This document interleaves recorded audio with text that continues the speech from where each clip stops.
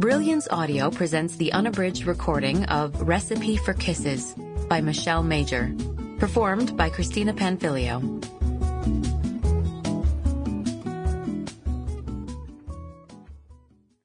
Chapter 1. Chloe Daniels crumpled the piece of paper in her hand.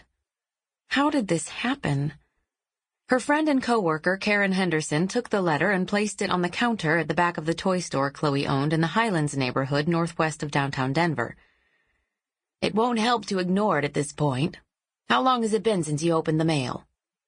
A couple weeks, Chloe admitted, taking a fortifying breath. Maybe 3. I was waiting to get the sales numbers from last month before I opened the bills. She glanced up at Karen, who nodded in understanding. Chloe didn't have to explain to her one full-time employee that she'd waited with the hope that the profits would be enough to cover the rent, utilities, and other bills that were piling up faster than she could pay them. Since she'd bought the toy chest almost 4 years ago, she'd struggled to keep the shop in the black. The popularity of the neighborhood helped, but Chloe had sunk thousands of dollars into remodeling the store when she'd bought the business to make it fit with the hip, trendy area. Then there were her employees.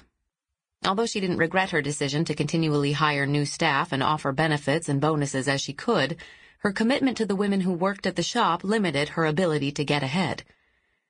She focused on the crisp type of the one-page letter and the only 3 words that really mattered: non-renewal of lease.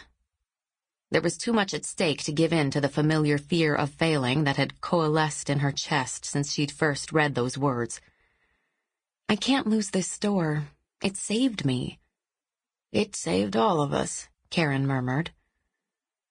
Chloe had met Karen at the first domestic violence support group meeting she'd attended when she moved to Denver. She'd been up to her neck in renovations and had begun to have panic attacks as she dealt with some of the male construction workers on site every day. Her divorce and the fear her ex-husband instilled in her had still been fresh wounds. She'd gone to the meeting looking for coping strategies to make sure her anxiety didn't jeopardize her new life. With her grandmotherly personality, Karen had immediately taken Chloe under her wing and offered to be at the shop for support. It was still hard to believe that the 60-year-old woman who looked like she was waiting for the second coming of Woodstock had once been a high-society Park Avenue matron, but Chloe understood too well that domestic abuse wasn't limited to a certain socio-economic demographic. The two of them had spent long hours in those first few months talking about their... Sample complete. Ready to continue?